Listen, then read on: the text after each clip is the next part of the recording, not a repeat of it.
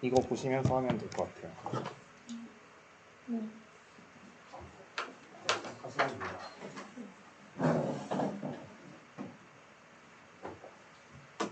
그러면은 플롯의 형태와 오차 분석 발표 시작하겠습니다. 네. 지금 여기서 할 거는 이제 플롯의 형태랑 오차막대, 회귀선의 불확실도 이렇게 볼 건데 이거 바로 다음 게 그 책에서 같은 장이거든요. 근데 그것도 또 제가 맡게 됐어요. 그래서 어차피 그냥 이어서 쭉 갈 거예요. 네. 그래서 일단 플롯의 형태부터 보면은 플롯의 형태는 크게 선형 관계 플롯이랑 곡선 형태 관계로 이게 나뉘거든요.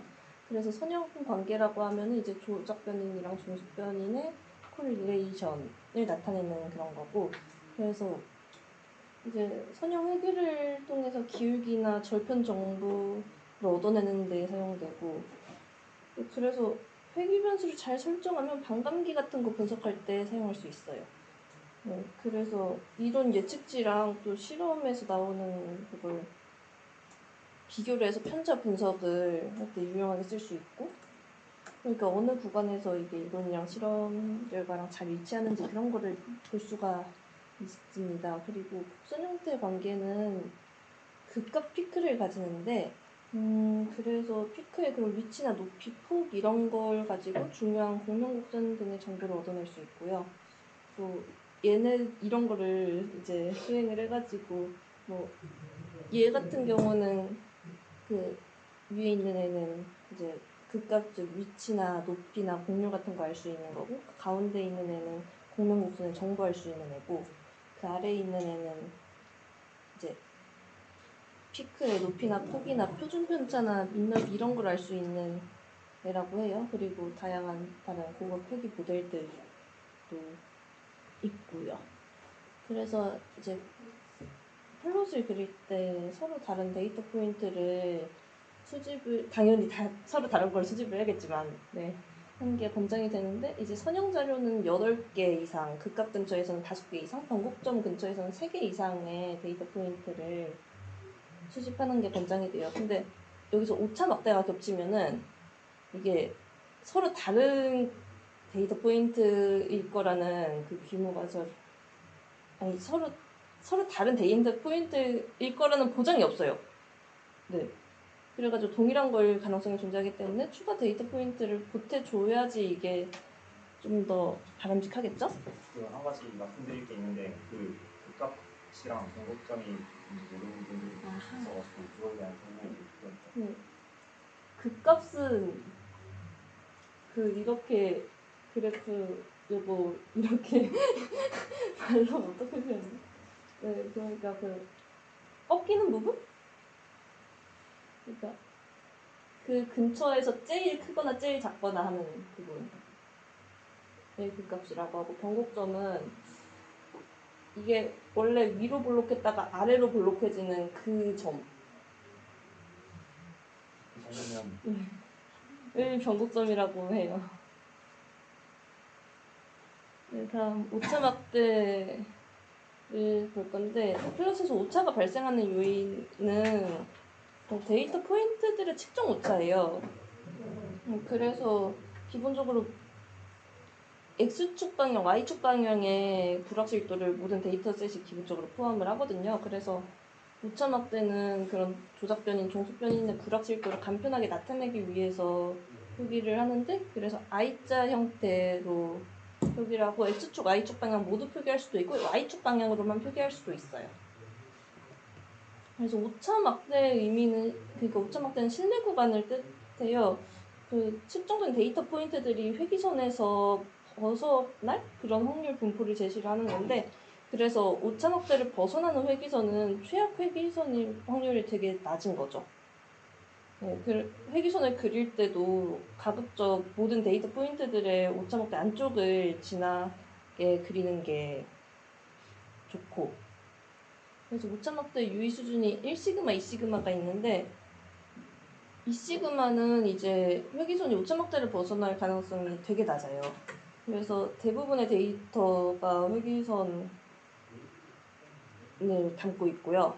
1시그마는 이론적인 값이랑 비교를 하긴 좋은데 육안으로 보관하기는 어려워요. 그러니까 얘는 회귀선이 5차막대 바깥으로 나갈 확률이 한 36% 정도 돼가지고 네, 그렇습니다. 그래서 5차막대가 커지면 가중치는 줄어드는데 그러니까 5차막대가 크면 이분산 회귀에서 회귀선이 데이터 포인트로부터 멀리 떨어져 있어도 5차막대 안에 들어올 가능성이 그렇게 낮아지지가 않아요. 네, 그러니까 멀리 떨어져 있어도 얘가 포함될 수 있는 거면 가중치가 그만큼 줄어들겠죠? 제곱 오차의 성질이 그러니까 네,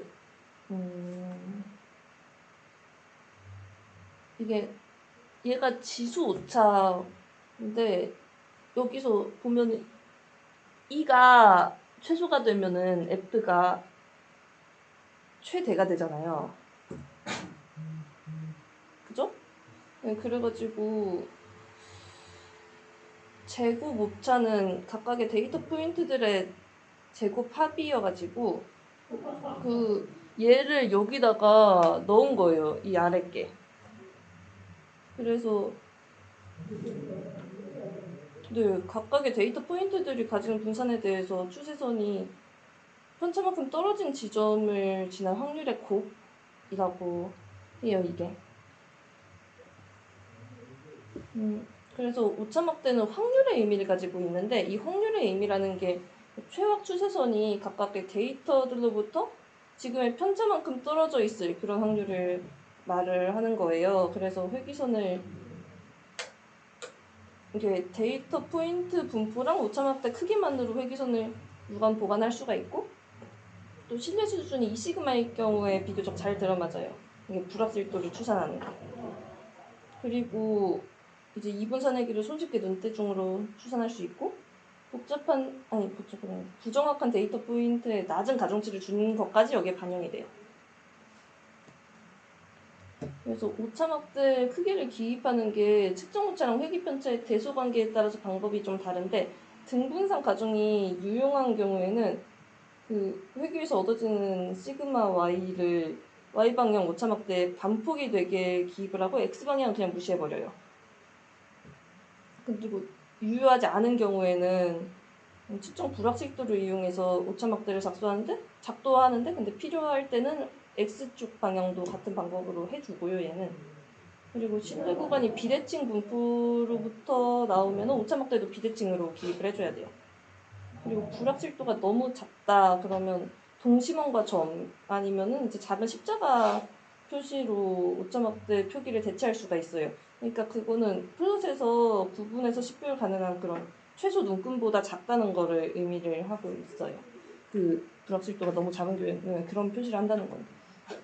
다음 회귀선의 불확실도를 볼 건데 그 선형 회귀를 그래프상에 나타낼 때는 세 개의 직선으로 불확실도를 나타내요. 그래서 최악 추세선이랑 상한선, 하한선이 쓰이는데 네, 근데 이상적인 경우에 세 직선 한 점에서 교차해요. 여기 한 점에서 지금 교차하는 것처럼 보이죠. 네, 이때 그 한 점은 데이터 포인트 조작 변인의 RMS 평균이에요. 그러니까 평균에서 교차를 하는 거예요. 그리고 이제 비선형 회귀는 극각 주변에서 쿼드라틱 핏을 수행을 하고 정근 성질이 있는 자료는 회귀선의 불확실도를 고려를 해줘야 되고요. 그리고 유효 데이터 수라는 게 있는데 이게 실험 검정을 통해서 서로 다른 데이터 포인트라고 말할 만큼 충분한 그런 통계적 유의성이 없을 때는 얘네는 서로 다른 데이터 개수로 세기에 적합하지 않아요.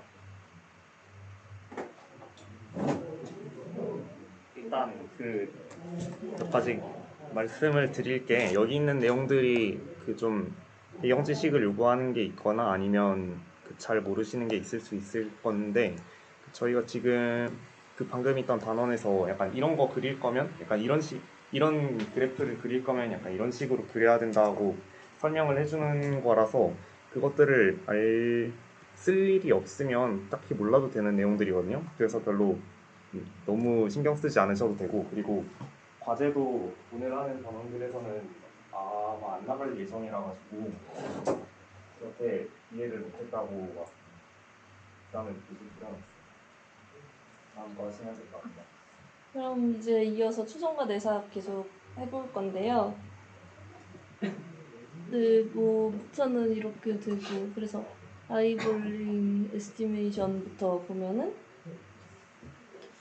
이거는 이제 복잡한 이분산 분포를 가진 자료를 성형 회귀를 하는 건데, 극값 근처에서 국수 쿼드라틱 회귀를 통한 극값의 위치랑 불확실도를 파악을 해요. 근데 이제 이럴 때 플롯을 이용한 오차 추산이 유용하게 사용이 되는데, 이게 육안으로 불확실도의 간단한 규모를 얻어내는 방법이에요.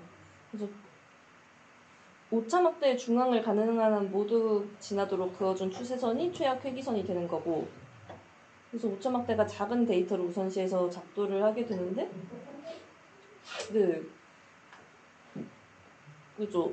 오차막대가 작은 게 더 좋은 거잖아요. 그죠. 그래서 정교하진 않아요. 그리고 예비 시험에서 빠르고, 예비 실험 같은 거에서 빠르고 편리한 회귀 분석을 할 수가 있다는 장점이 있고, 그래서 회귀선의 유관 추정에서도 등분산 회귀랑 유분산 회귀가 다른 방법으로 이루어지는데, 측정 오차가 회귀 편차보다 큰 경우에는 등분산 가정이 성립을 하지가 않아서, 이게 불확실도를 기반으로 플롯상의 데이터 포인트들의 위치랑 오차막대의 크기를 표현을 해요. 근데 오차막대의 크기가 그래서 우연 오차랑 같아요. 그래서 그리고 유의 수준은 2시그마를 사용하고, 그래서 불확실도가 1시그마 불확실도 약 2배가량 돼가지고, 근데 또 양측 신뢰 구간을 가지기 때문에 그 오차막대의 길이는 2시그마 불확실도의 2배고 1시그마 불확실도의 4배가 돼요.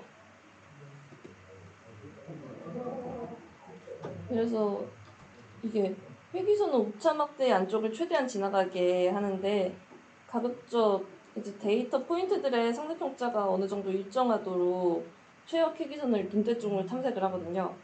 그러면 상대평가를 일정하게 막 조율하는 과정에서 자연스럽게 분산 역수 가정치가 반영이 돼요. 여기. 그래서 오차막대를 벗어나기 직전까지 기울기를 키우거나 줄이거나 해가지고 상한 회귀선이랑 하한 회귀선을 잡도를 하는 거고, 얘네들은 대략 최악 회귀선 중앙 부분에서 교차해요. 아까 말했지만 얘네 이상적인 경우에 새 추세선은 데이터 포인트 평균에서 교차를 합니다. 근데 이제 회귀 편차가 측정 오차보다 큰 경우에는 등분산 가정이 가능해요, 얘네는. 그래서 어쨌든 방법 자체는 유사한 방법을 사용할 수 있는데 등분산 가정이 가능해요. 그래가지고 데이터 포인트를 먼저 플롯을 하고, 편차가 최소화되도록 최악 추세선을 문대중으로 잡도를 해요. 그 다음에 각각의 데이터 포인트들에 대해서 추세선을 거의 포함하도록 똑같은 길이의 Y방향 오차막대를 기입을 해줍니다. 그래서 종속변인의 등분산 가정이랑 조작변인의 무분산 가정을 다 반영을 한 거예요. 그래서 그 다음에 상한 회귀선, 하한 회귀선 그리는 건 똑같아요.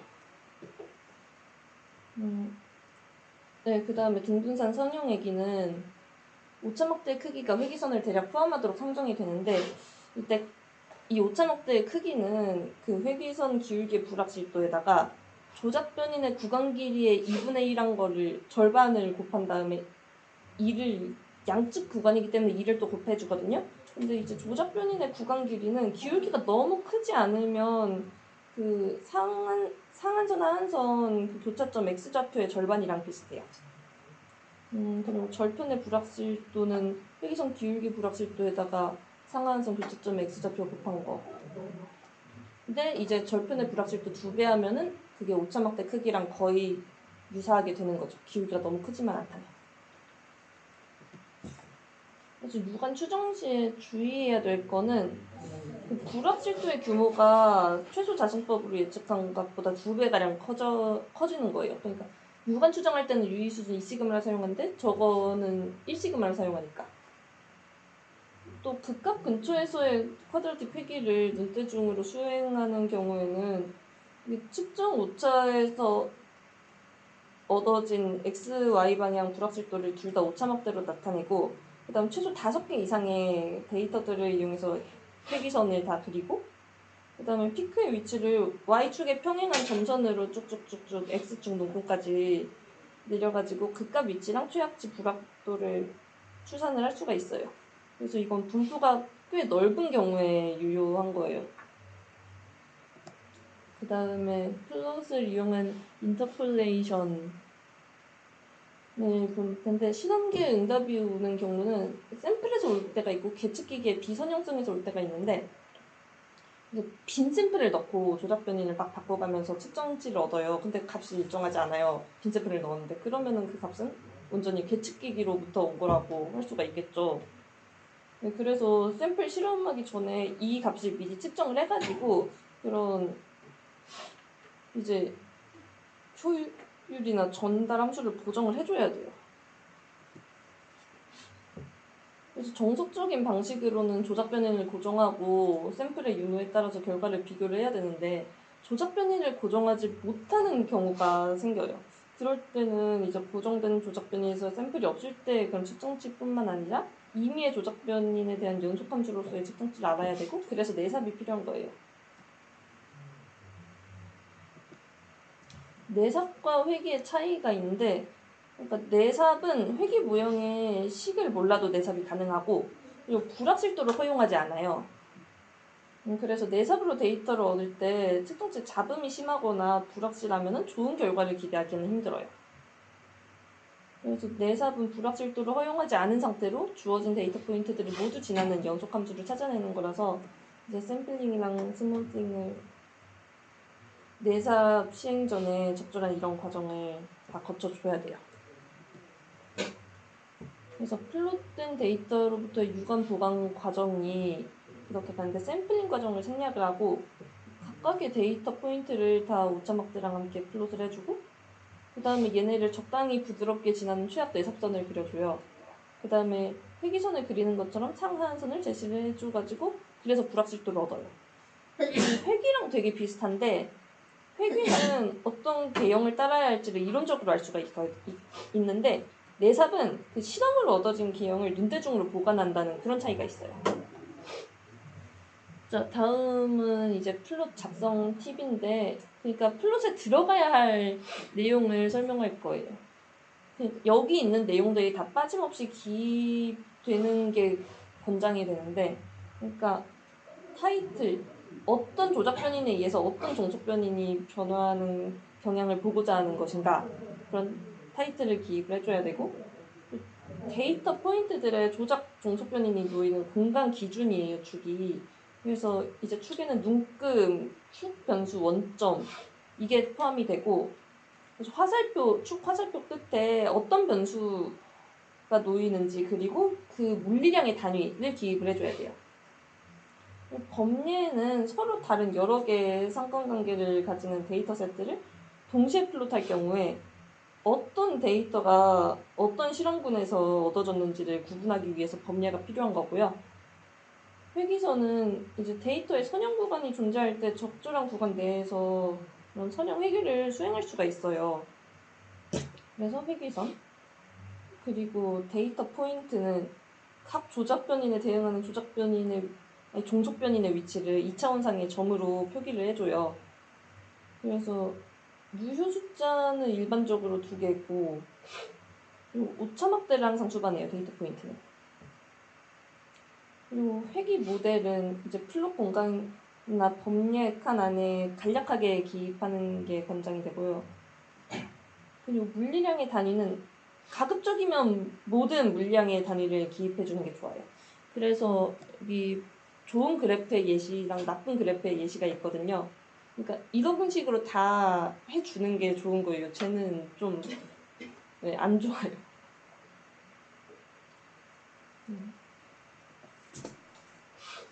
여기까지.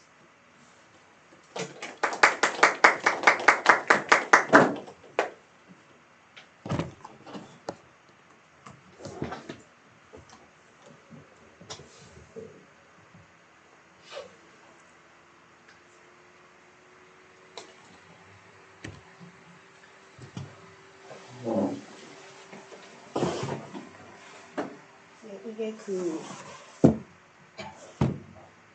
우리 교육 차시상으로는 9차시라고 되어 있는데 교재 10차시라고 되어 있어가지고 제목이 지금 10차시로 되어 있는데 네, 그 부분 유의하시면 감사하겠습니다. 그러면 고급 회의와 수치방법에 대해 발표하도록 하겠습니다. 제가 깜빡하고 목차를 안 넣어놨는데 앞쪽에 나오는 거는 거의 지금 수치액 이런 건 앞 차시에서 다루어진 내용이라고 네. 그래서 간결하게만 살펴가면 될 것 같아요. 이 부분에 대해서는. 저희는 회기를 통해 비례 개수나 중요한 의미를 갖는 상수들을 실험치로부터 얻어냈는데 이런 복잡한 함수에 대한 회기가 필요하기 때문에 회기를 수행합니다. 만약에 개형을 예측 가능하면 이런 선형 회기 방법을 쓰고 이거 저희가 했었죠? 그리고 커스터마이즈 된 뭔가 특별한 무언가 있으면 전산수치해법을 통한 회기를 수행합니다. 선형 회기는 계산기를 수행하는데 스프레드시트를 이용해서 기울기나 절편의 불확실도를 구한다고 하네요. 이런 거죠. 그리고 제가 이 강의에서 주로 소개할 gradient descent, 그러니까 이걸 한글로 번역하면 경상화법 정도인데 이거는 기울기를 이용해서 현재 값에서 최적점을 향해 수렴하는 방법으로 반복 계산하는 알고리즘 말합니다. 그러니까 계속 기울기를 편미분해가지고 기울기가 최적점에 도달할 때까지 이게 수렴을 계속한다, 그런 알고리즘이란 얘기인 것 같아요. 교재를 보니까. 혹시 그 최신 버전이 아닌가? 아니에요? 아닌 것 같은 기분이 드는데? 최근에 만든 거 보내줄 수 있어? 그냥 바로 여기서 틀게. 저도 그걸 지금 구분을 못하고 있어가지고. 근데 아마 가장 마지막 보낸 거일 거예요. 말이 좀 애매하긴 한데. 이건가?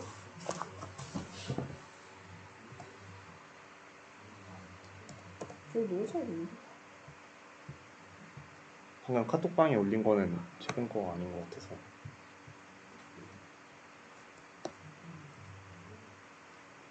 저도 이걸 보니까 다 기억을 못해요. 이거 최근 게 아닌 것 같은데. 그니까. 이거 더 있었던 것 같은데. 제가 발표를 하면서 보는 거 보내드릴까요? 지금 이거 보고 이거? 잠시만요. 이거인가요? 이거 괜찮으신지.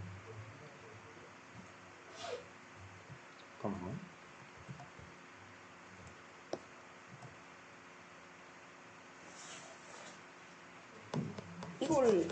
이게 지금 없는 상태의 이쪽 컴퓨터예요? 이게 아닌가?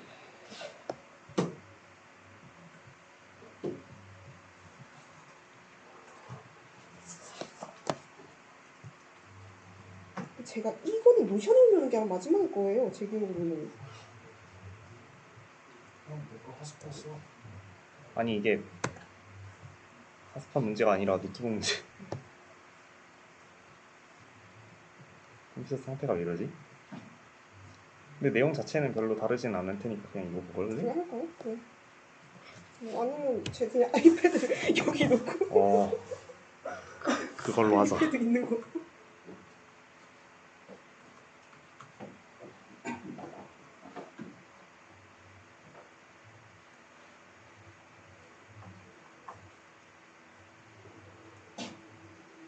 아니면 제가 카톡방에 이거 파일 자체를 보내드릴까요? 저도. 도망이 나고. 네.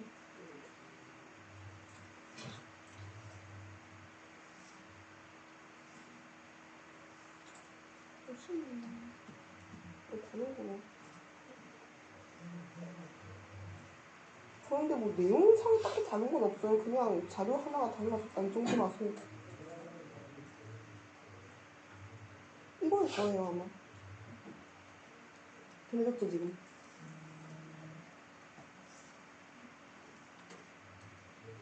그러면 여기에선 카톡이 확인이 안 돼요? 제가 지금 와이파이 연결하는 게 제정신이 아니라가지고. 아, 지금 되나? 여기 이유는 모르겠지만 와이파이가 잡혀요.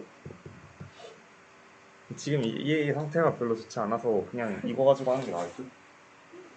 여기 대본이 있어서 제가 다시 대본을 보고 있었는데.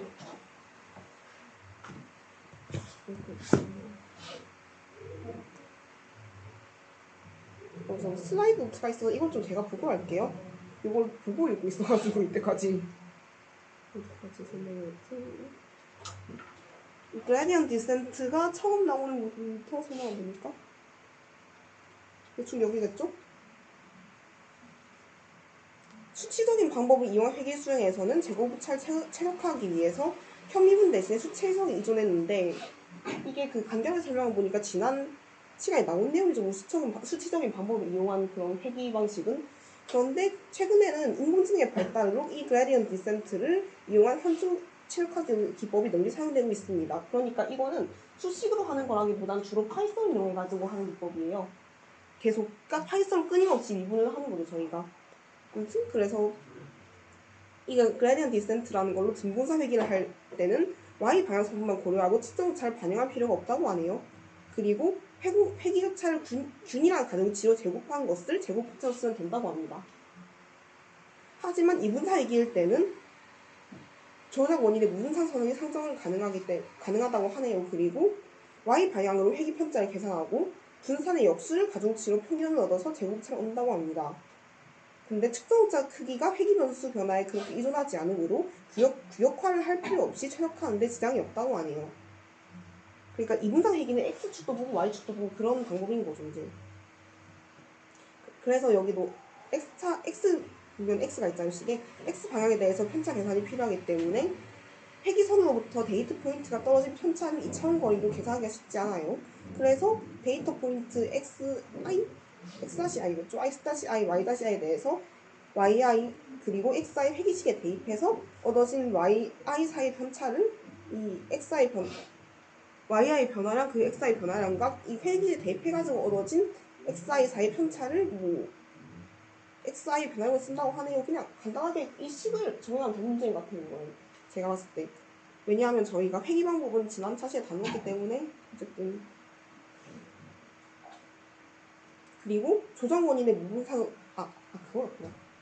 죄송해요, 제가 설명 아까 잘못했는데 아까 제가 설명드린 거는 조작 원인의 무분산선 상정할 수 있을 때였고 그 다음에 상정할 수가 없는 경우가 있는데 이때는 제곱오차로 이런 식으로 쓴다고 하네요.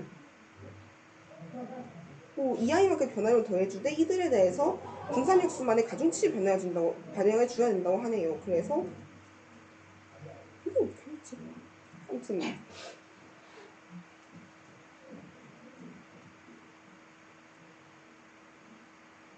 이거 어떻게 읽어? 이거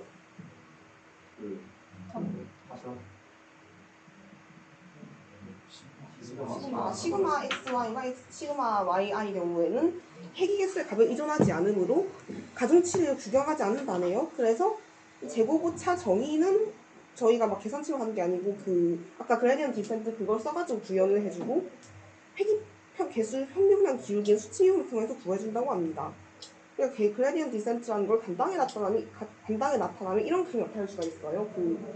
그래프를 여러 번 미분해가지고 여기 좀 더 자세히 나오는데 계속 미분하는 걸 러닝 스텝이라고 하잖아요. 그러고 미니멈 포인트 최저점이 미분 개수가 0이 되는 포인트래요. 그래서 그까지 도달할 때까지 계속 계산을 하는 거예요. 제가 이거를 자료 추가를 하는 걸 깜빡해가지고 보여주려고 그냥 터치했는데 조금 더 복잡한 무언가에서 3,000을 이렇게까지도 계산을 한다고 하네요. 네.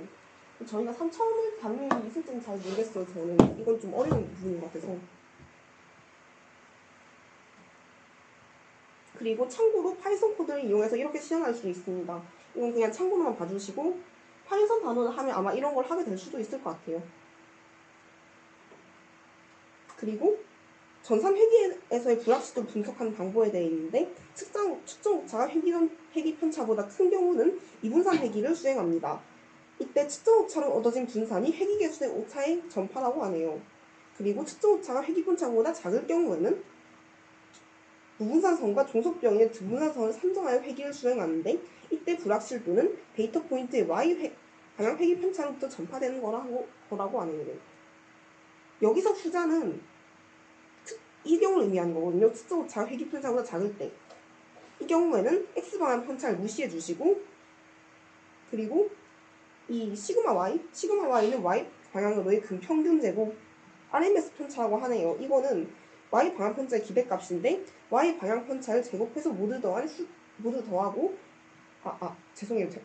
시가 잘못됐다. y 방향 편차라는 게 있는데 이거를 제곱해서 모두 더한 게 수자유도라는 게 있는데 그걸 v라고 해요. 그걸로 나누어가지고 제곱근을 구하면 뭐 식이죠 여기에? 이거요 그냥. 이걸 하면 1 시그마 정도 유의 수준의 시그마 y를 구할 수 있다네요. 그냥 그러니까 이 식을 쓰시면 돼요. 이 세 번째 화살표식이라는 게 지금 왜 그 시그마 y가 RMS 이 평균에 이 식을 곱한 것이 되냐면 표본 분사에 대한 분산이기 때문에 n 대신에 자유도 v로 나눠야 되기 때문이라고 하네요. 자유도는 여기서 이 자유도 v는 n에서 얻어내고자 하는 회귀개수의 수를 빼준 것 같다고 하네요. 그래서 책엔 예시가 나 있는데 절편에 있는 선형 회귀의 경우 자유도는 자유도 v는 n에서 2를 뺀 건데 여기 2인 이유는 절편이 x축 y축 있으니까 그냥 x 한 개 y 한 개 가지고 2를 뺀 거예요. 그냥 그래서 내용 자체는 어려워 보이는데 사건 단순한 거 그냥 x, y 두 개가 있으니까 2를 뺀다. 그 정도의 내용인 것 같아요 저는. 그리고 RMS 평균에 대해서는 혹시 앞쪽에 설명이 있었던 것 같은데 이거는 자유도 대신에 n을 분모에 사용해서 각각의 평미분 값을 수침을 통해서 구한다네요. 그리고 회귀의 수는 데이터 포인트 중 하나인 y에 아주 작은 값 1을 더해서 넣는다고 합니다. 네, RMS 평균해가지고 평균 기울기 내용이 나와 있죠. 그러니까 yi로 평미분을 하고 그거를 평균값을 해가지고 기울기를 얻는 과정을 계속 반복하면 된다. 그런 내용 같아요 저는. 이 회귀개수가 체역 회귀개수로부터 가지는 편차를 2로 나누어주면 수치 이온 평가를 얻을 수 있고 그리고 데이트 포인트에 대해 교접해가지고 이걸 반복하면 회귀개수의 불확실도가 시그마 y의 몇 배인지 얻어낼 수 있다네요. 그리고 전자라는 건 아까 앞쪽에 언급했던 그 측정 오차가 회귀 편차보다 큰 경우를 의미하는데 이럴 때는 측정 오차 시그마 xi, 시그마 yi부터 측정 오차를 얻을 수가 있고 회귀개수를 xi, yi로부터 평균한 기울기를 수치미분을 얻을 수 있다네요. 이때 각 회귀개수의 1시그마 신의 수준이 우연오차라고 합니다. 이거는 전단원에서 간단히 다뤄졌기 때문에 사실 간단하게 설명해 넘어가도 될 것 같아요. 이때는 두분산 과정이 성립하지 않으므로 각각의 회귀변수의 불확실도는 회귀편차 시그마 y가 아닌 각각의 데이터 포인트를 가지는 특정 오차 시그마 xi, 시그마 yi로부터 얻어진다고 하네요. 회귀 개수가 각각의 데이터 포인트들 위치에 얼마나 빠르게 의존하여 변하는지 얻는 방법이 이거라고 하네요. 그러니까 사각형 미분이라는 게 굉장히 변화량이니까 네, 변화량을 중요하게 운동했습니다. 이거는 이것도 사실 저희가 그 하나하나 계산하는 건 아닌 것 같거든요. 제가 계속 읽어보니까. 아무튼 네. 그리고 마지막으로 컨볼루션 피스라는 게 등장하는데 이거는 그 계산의 능력은 아닌 것 같고 그 측정 기기가 조금 뭔가 문제가 있을 때 이거를 활용하는 것 같아요. 네, 측정 기기 응답을 하니까 이때는 측정 기기 응답 특성이 구현하지 않는 경우 회귀 모델의 측정 기기의 응답을 컨볼루션이라는 걸 통해서 반영한다네요. 여기서 컨볼루션은 합성공인데 네, 합성공 통해서 반영한다 그냥 이 뜻이에요. 제가 그 설명이 일편분 있었지만 이 단원 자체가 애초에 그 전 단원에서는 저희가 그 수치 얘기를 통해서 여러 수치를 주며 그걸 계산하는 걸로 수업에서 계속 해나왔잖아요. 근데 이 단원의 경우는 파이썬에 이전해서 하는 게 좀 많아가지고 약간 좀 붕 뜨는 설명이 많았을 거예요. 저도 하면서 되게 어려움이 많았고 아무튼 혹시나 이 내용을 더 알고 싶어지는 분이 계시면 저희 교재를 좀 더 참고하시면 될 것 같습니다. 네, 감사합니다.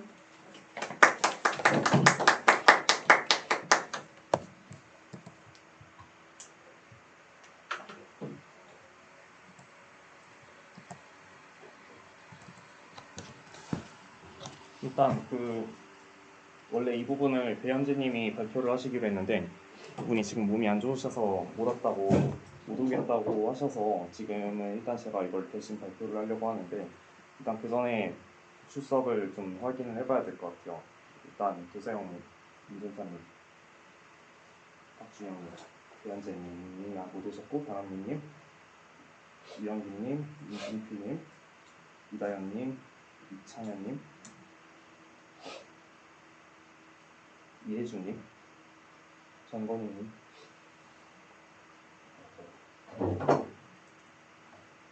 강명진님 하셨고 조수현님, 차혜리님, 최서훈님. 좋습니다.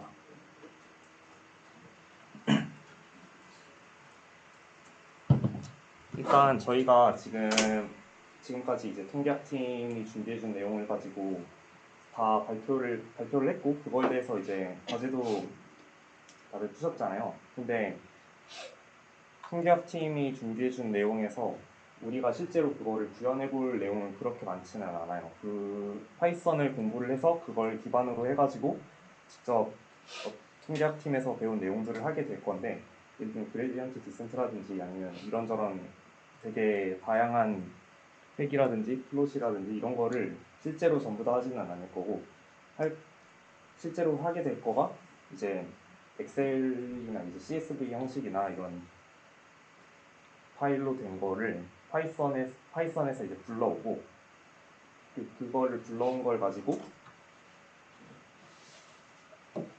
방금 출석 불렀는데 없는 줄 알았어요.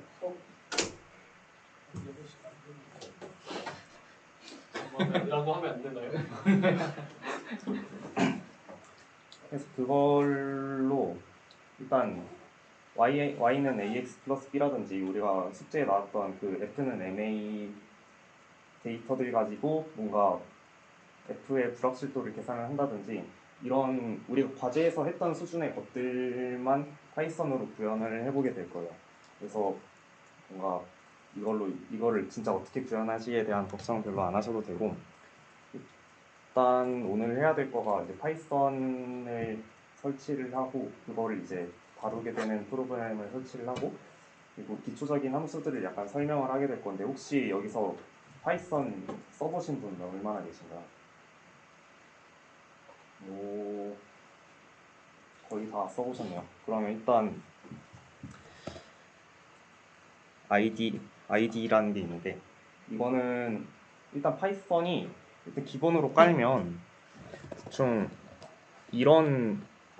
이렇게 생겨먹은 애가 있어요. 이렇게 생겨먹은 애가 있어서 원래는 여기서 이런 에디터들을 가지고 하게 되는데, 이게 기능들이 되게 불편한 것들이 많아서 이런 ID라는 프로그램을 깔아가지고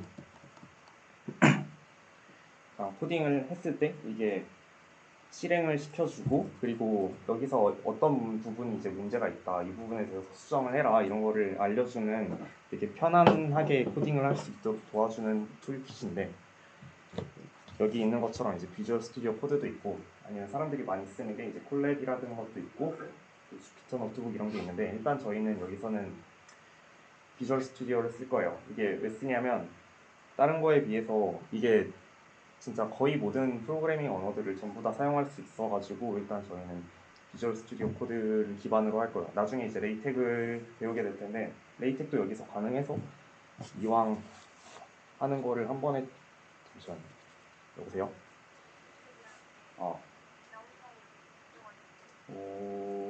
알았어. 몇 호였지? 430이요? 알았어.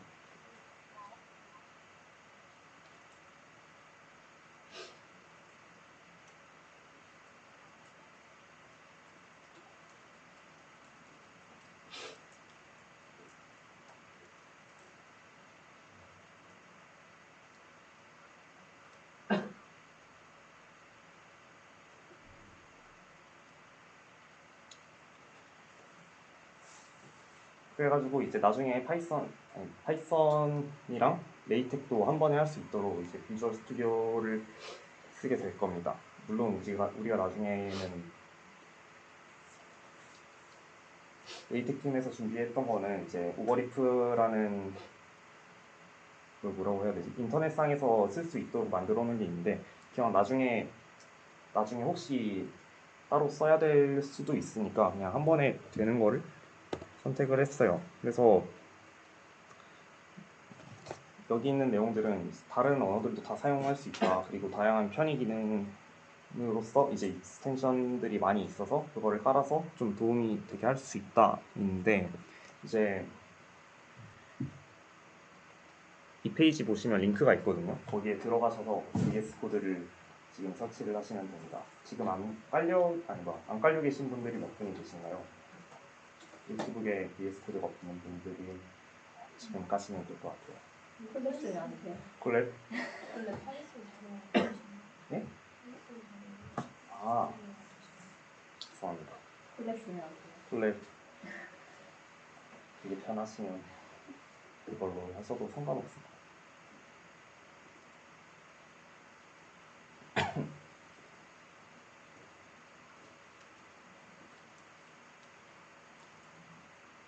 고맙습니다.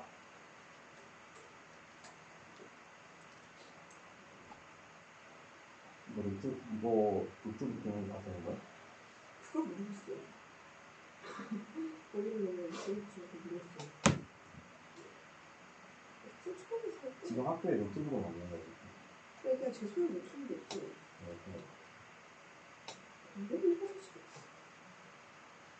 이거 안 되면 그냥 내 노트북.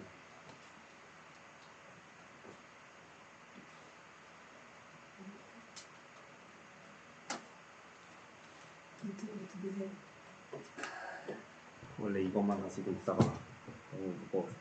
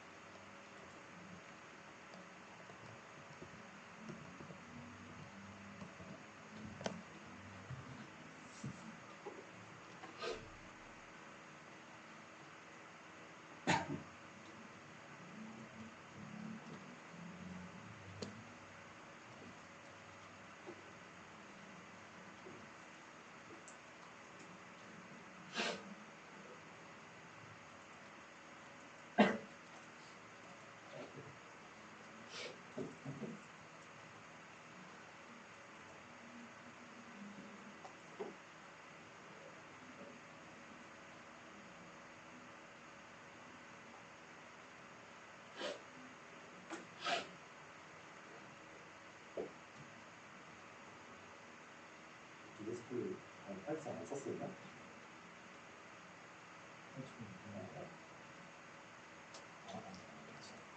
저는 안 되는데. 안 된다고? 이제 그지?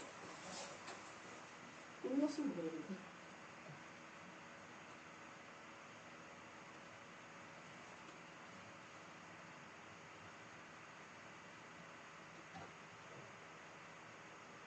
일단 오늘은 이거 가지고 하고 그 여기서 쓸 수 있는 방법을 가져가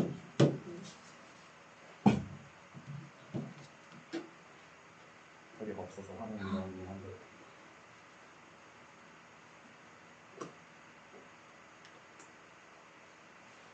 지금 설치가 안 되는 분 어느 분이신가요?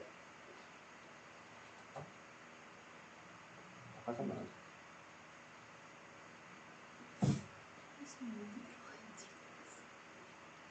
VS 코드 못 따시죠? 비주얼 스튜디오 더 받아야 되는 가장 아까 스코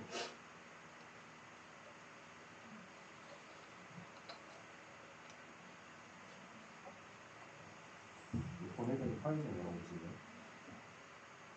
똑바로 이제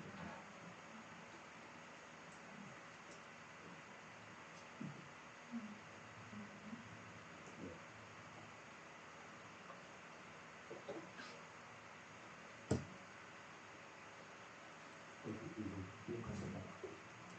한쪽으로 누르고 안 나와요.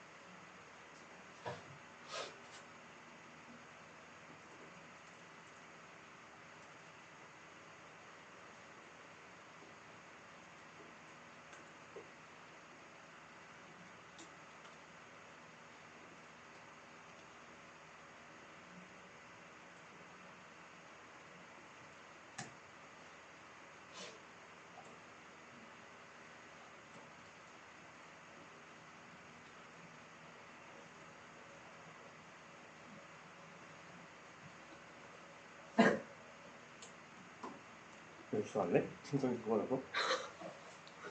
저 밝기는 좀 아닌 것 같은데 혹시 시살 주는 거 감사합니다.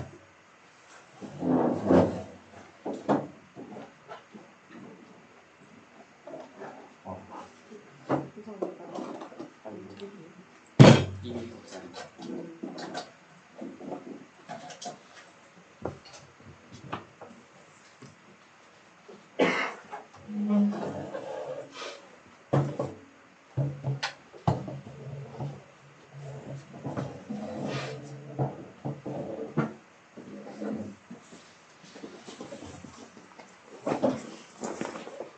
이거 그냥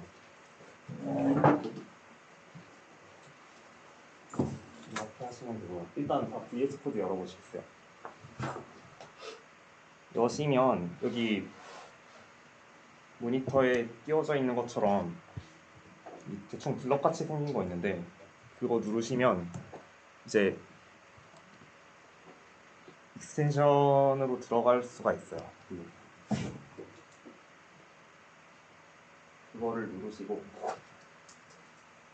거기다가 파이썬을 검색을 하시면 되는데 거기 아래 보면 제일 많이 깔린 거 파이썬 있거든요. 이제 그거 인스톨 누르시면 됩니다.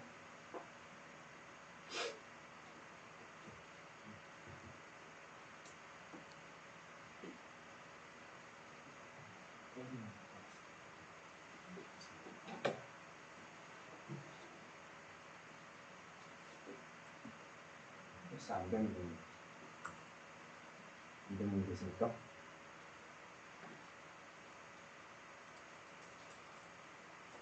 라고 믿어도 되는 거죠? 그러면 이제 익스텐션을 설치를 했으면, 파이썬을 설치를 했으면 그거를 실제로 실행을 시켜야 되는데, 여기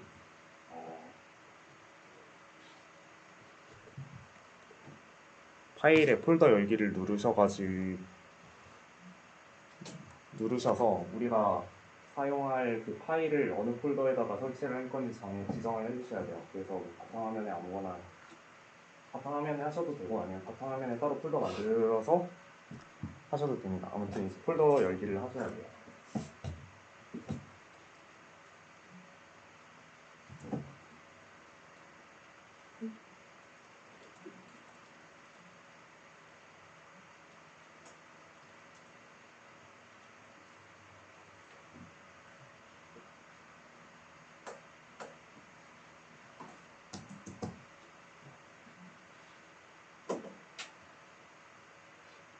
이거 누르셔서 여기 조금 더 왼쪽 왼쪽으로 누르시면 파일 누르시고 여기 뭐지? 오픈 폴더였나? 오픈 폴더.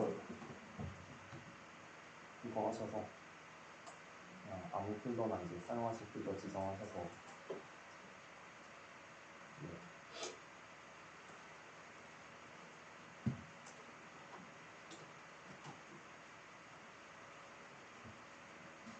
그거 하시면 언어 설정 이거는 어디서 해요? 내가 열어놨어. 언어 설정 어디서 해요? 어떤 설정? 언어 설정. 언어 설정? 컨트롤 E 그리고 여기 쪽에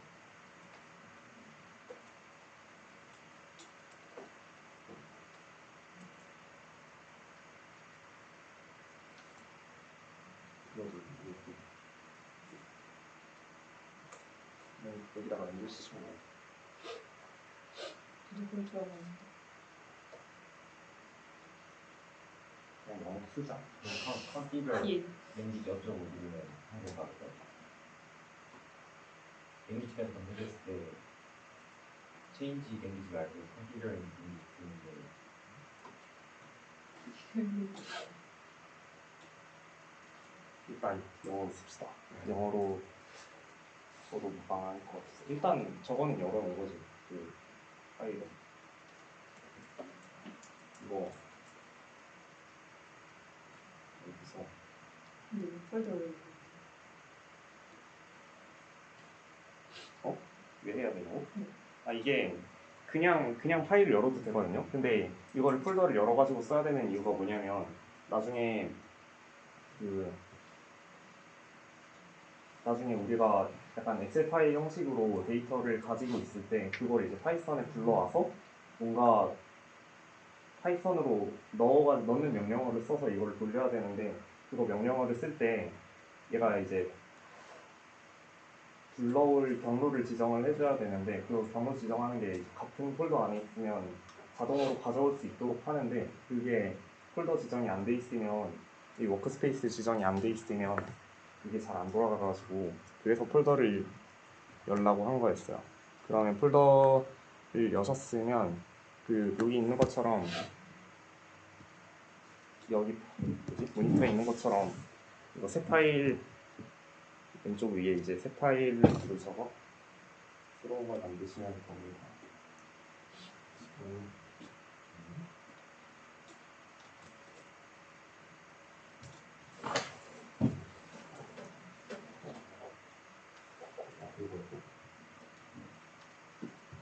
그러면 뭐 하나 새로 만드는 게 생겼을 텐데, 거기다가 그냥 이름 하나 쓰시고, 이름 아무거나 하나 쓰시고, 맨 마지막에 .py 붙이시면 이제 이 파일은 이제 파이썬 파일이야 하고 생기니까 보시면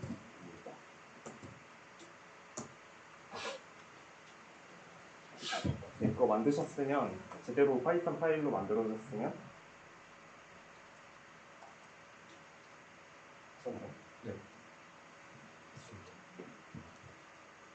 네. 여기 아이콘이 파이썬 모양으로 바뀌어서 그걸로 잘 됐는지 아닌지 확인할 수 있을 거예요.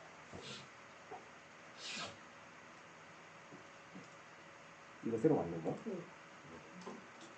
아직 안 된 분 없으시죠? 이거 파이썬 다운로드 하는 거는 나중에 따로 가셔서 하시면 될 거예요. 지금 이게 당장 필요한 거는 아니어가지고 그냥 VS 코드 상에서 하면 되니까 파이썬을 당장 깔 필요는 없고, 그럼 이제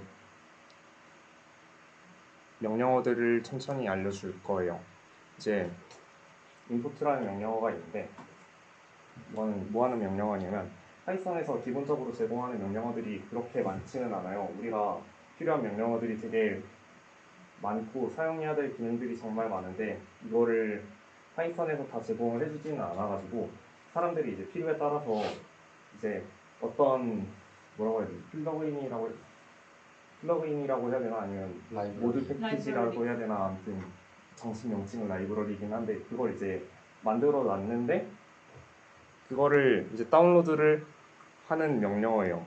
근데 이거를 인포트를 하기 전에 이제 먼저 해야 될 게, 얘네들이 다른 사람들이 이제 만든 거를 갖다 쓰려면 일단 그거를 자기 컴퓨터에다가 설치를 해놔야 그걸 이제 갖다 쓸 수 있을 거잖아요.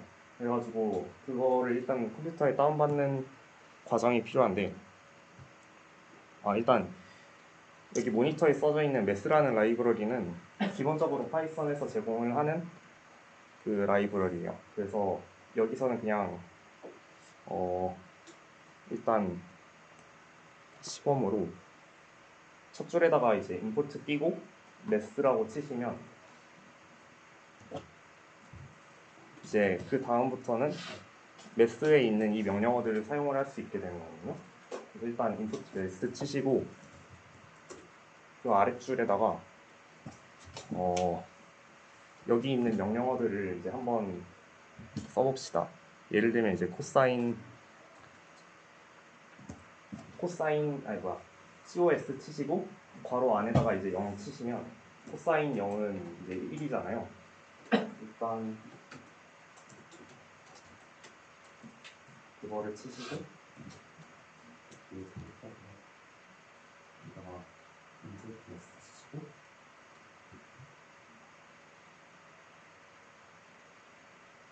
다음 줄에다가 이거 하셨으면 이제 쓸 수 있는 거예요. 이게 인풋이 아니면 그러면 이제 코사인 치시고 CS 바로 그 다음에 이제 0. 이거 하시고 나서 코드를 실행시키는 게 어떤 거냐면, 오른쪽 위에 보시면 그 재생 모양 버튼 있거든요. 그거 눌러보시면 터미널이 열려서 안 되지.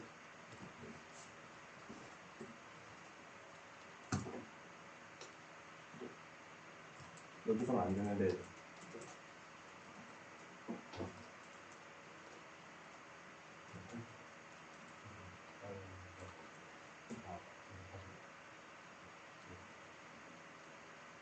그러니까 메스 점 포션이라면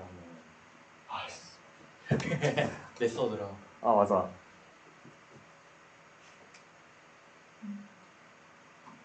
이게 코사인이라는 명령어를 이제 바로 사용할 수 있는 게 아니라 일단 메스를 치시고 그 다음에 이제 마침표 누른 다음에 코사인 치시고 그런 다음에 그 괄호 안에 이제 원하는 x값을 넣어주셔야 돼요.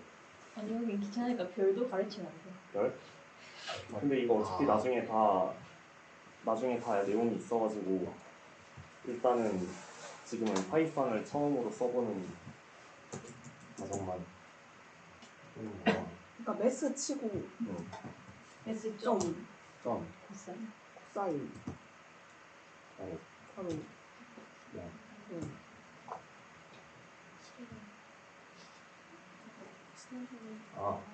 이거를 언더바가 아니라 그냥 이렇게 yes. 하면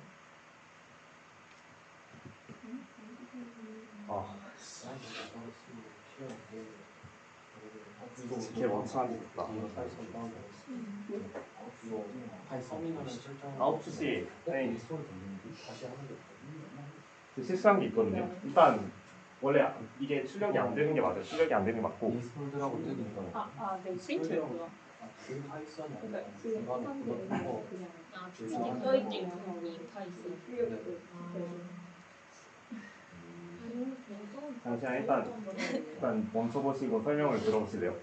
이게 그거 코사인 0을 구하는 과정을 이제 하기는 했는데 그걸 이제 프린트를 안 해가지고 이게 출력이 안 된 거라서 그거를 한번 나중에 직접 출력을 하는 거를 배워볼 거예요. 그래서 일단 여러분들 컴퓨터 안에서는 저게 구해진 상태인데 저게 출력이 안 된 상태고 그 다음에 다음 페이지를 보시면 그 매스 써 있는 거 다음 페이지 보시면 프린트라는 명령어가 있어요.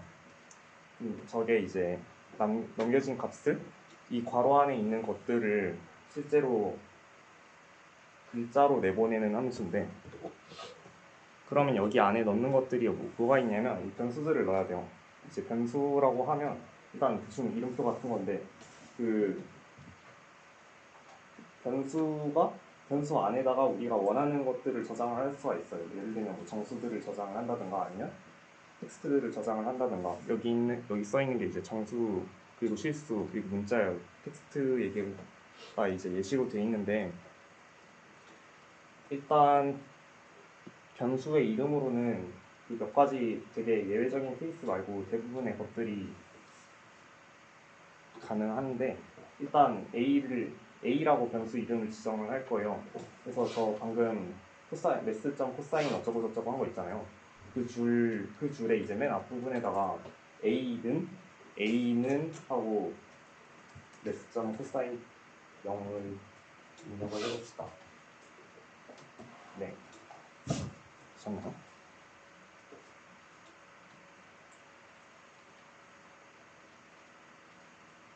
그런 다음에 그거 다음 줄에다가 이제 프린트 괄호 A를 넣으시면 이제 저거를 우리가 구한 코사인 0을 출력을 할 수가 있습니다.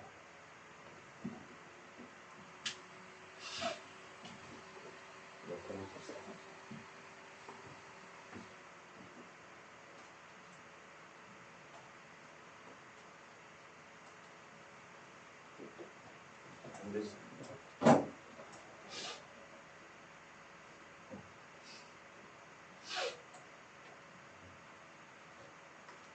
처음 써본 거야. 벌써?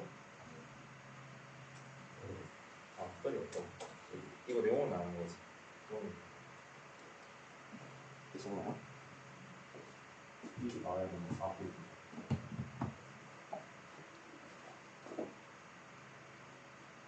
일단 출력이 되셨을 테니까 이제 다음 거를 설명을 할게요. 여기 인풋 함수가 소개가 되어 있는데 우리가 뭐라고 해야 되지? 키보드로 이 명령어를 만들고서 우리가 뭔가 이름이 아니라 우리가 뭔가 텍스트를 쳐가지고 그걸 이제 변수 안에다 집어넣고 싶다라고 할 때 이제 인풋 함수를 쓰는 건데 이거는 일단 첫 번째로 제가 어떻게 쓰는지 정확히 기억이 안 나고 별로 우리가 자주 쓰게 될 내용도 아니라서 그냥 넘어갈게요.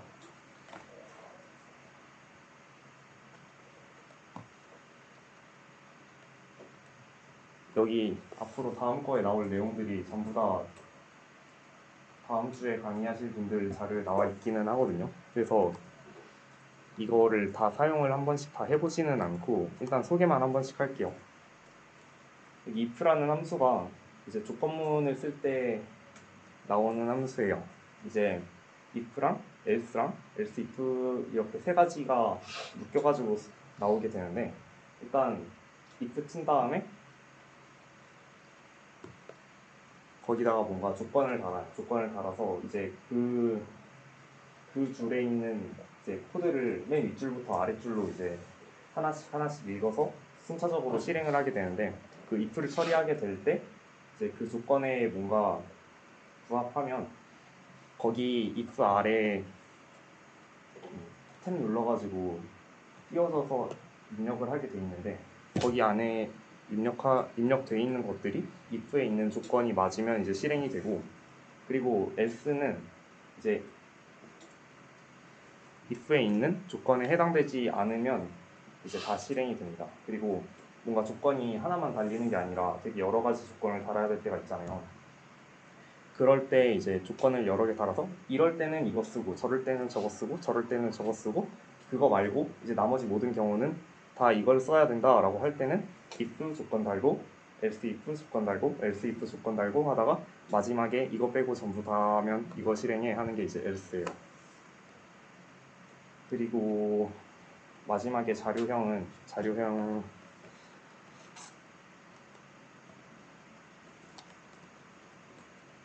방금 맨 처음에 이제 변수가 이제 임의의 값들을 저장할 수 있는 이름이 붙은 공간이라고 되어 있는데, 거기 안에 넣을 수 있는 거 예시로 이제 정수, 실수, 문자열 얘기를 했잖아요. 근데 그런 안에 넣을 수 있는 것 중에 하나가 리스트인데 대괄호로 표시를 하게 되거든요. 근데 대괄호로 표시를 할 때 여기 안에다가 그 글자를 넣는다든지 아니면 정수를 넣는다든지 실수를 넣는다든지 이런 식으로 엔간한 거는 다 넣을 수가 있어요. 넣을 수가 있어서 나중에 우리가 직접 뭔가 데이터를 분석을 하게 될 때 대부분이 저런 리스트 형식으로 저장을 하게 될 거예요. 그래서 이제 첫 번째 값은 이제 0초일 때 x값, 뭐 예를 들면 이제 두 번째 들어가는 거는 이제 1초일 때 x값, 세 번째 있는 거는 뭐 2초일 때 x값, 이런 식으로 뭔가 데이터를 여러 개를 이제 한 번에 저장할 때 되게 많이 사용하게 됩니다. 그리고 앞에서는 조건문을 했는데 여기서는 while이랑 for가 컴퓨터가 되게 이런 저런 것들을 이제 많이 반복을 해서 이제 수행하도록 하는 프로그래밍이라고 하는데,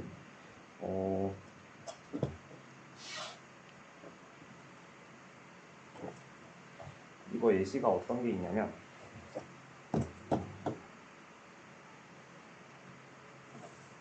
우리가 앞에서 뭔가 시그마로 표시로 돼 있거나 아니면 파이로 표시가 돼 있거나 하는 굉장히 많은 것들을 더하게 하는 연산들이 있잖아요. 통계학 발표를 할 때 나와 있는 되게 첫 번째 값, 두 번째 값, 세 번째 값에 대해서 뭐 미분하고 더하고 두 번째 값에 대해서 뭐 미분하고 더하고 약간 이런 것들이 되게 많았는데 거기서 수행되는 이제 반복적인 연산들을 앞에 있는 리스트랑 보통 같이 쓰게 돼요. 이제 리스트가 이제 첫 번째 값, 두 번째 값, 세 번째 값, 네 번째 값 이런 것들이 이제 한 번에 저장이 돼 있으니까 이제 여기 있는 while 문이나 이제 for 문이나 이런 거를 사용을 해서 거기 있는 거 첫 번째 있는 거에 대해서 그 while이나 for 문 안에 있는 연산들을 수행해라 이런 식으로 하고, 그리고 그걸 이제 두 번째 거에서도 하고 세 번째 거에서도 하고 네 번째 거에서도 해라 이런 식으로 활용을 하게 됩니다. 앞으로 정말 많이 만나시게 될 게 그 리스트랑 for예요. 일단 저희 주제에서는 조건문 앞에 있는 if랑 else랑 elseif랑 이런 거는 별로 안 쓰게 되고 아마 리스트랑 for를 가장 많이 만나게 될 겁니다. 그리고 그 뒤에 있는 게 이제 함수에 대해서 소개를 하는데, 이거를 뭔가 우리가 복잡한 코드들을 짤 때 예를 들면 방금 예시를 들었던 것처럼 우리가 오차에 전파할 때 첫 번째 변수에 대해서 미분하고 그거에 대한 오차를 곱하고, 그리고 두 번째 변수에 대해서 미분하고 그거 오차를 곱하고 해야 될 때가 있잖아요. 근데 그거를 하나하나 코드를 다 짜놓기가 이제 귀찮으니까 이제 함수를 만들어 놓고 거기 if문 안에다가 이 함수를 집어넣으면 그걸 이제 다 자동으로 이 함수를 실행해줘 하면 앞에서 정의를 해놨던 함수를 이제 자동으로 쓰게 됩니다. 근데 거기다가 이제 거기 있는 구성 요소가 그 함수 이름이랑 거기 안에 들어가야 될 것들을 그 함수를 지정해주는 과정에서 다 들어가요. 그리고 그거를 이제 다음 주에 아마 하시게 되지 않을까 싶습니다. 저희가 지금 하고 있는 게 그 통계학 팀이랑 파이썬 팀이랑 그 레이트 팀 이렇게 세 개 나눠서 진행한다고 했잖아요. 그 통계학 팀이 내용이 다 끝나서 파이썬 팀을 진행을 하려고 하는데 그거 이제 첫 번째 주라서 일단 파이썬이랑 이제 그거 실행하는 프로그램이랑 이거 다 깔았고 앞으로 하게 될 거에 대해서 소개를 하고 있어요. 감사합니다. 안녕하세요. 여기 담당 프로젝트 이나원입니다. 그래서 생각만 하다가 그래서 혹시 영업이 있지 않을까 싶어가지고 깜짝 상상을 해보면서 이렇게 우선 분위기를 지내거든요. 원래 보통 좀 조용하기는 한데 일단 사람들이 다 발표하는 거를 듣는 형식이다 보니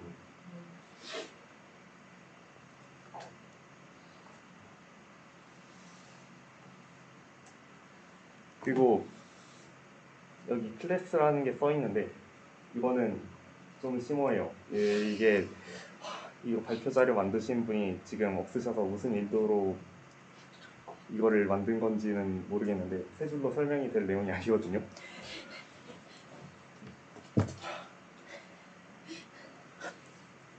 이거는 이제 마찬가지로 다음 주에 더 잘 설명해 주신 분이 계셔서 그거를 보고 거기 있는 예시들을 보고 설명을 하는 게 더 감이 잘 잡힐 것 같아요. 이거는 우리가 건드릴 내용이 아닌 것 같습니다.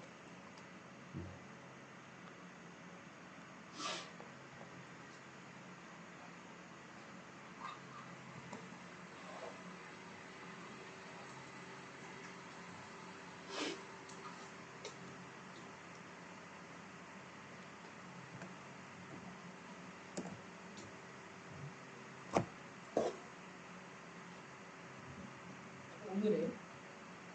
이렇게 생각보다 너무 빨리 끝났어요. 가능하신가요? 아니요. 오. 오늘 오늘하게 여기까지. 될 줄 정말 꿈에도 몰랐는데 이거 정말 안타깝게 됐네요. 원래 하려던 것보다 너무 빨리 끝나는데 시간이 남았어요. 그래서 다 융합적으로 해도 되지 않을까요? 오늘 파이썬 가져볼까요? 파이썬 과제? 그거 아직 애초에 가르친 게 일단 그 첫 번째 주차에 대해서는 그냥 일단 알아보고 몇 가지 함수들 직접 실행해보고 이거밖에 없었어가지고 과제는 2주차부터 있습니다. 그래서 이번 주에는 아마 과제가 안 하게 될 거예요. 너무 좋아요. 너무 좋아요. 그럼 다음 주 과제도 지우기나요? 네, 그럼 될 것 같아요. 그럼 일단 오늘 발표는 이걸로 마치는 걸로 하고 다들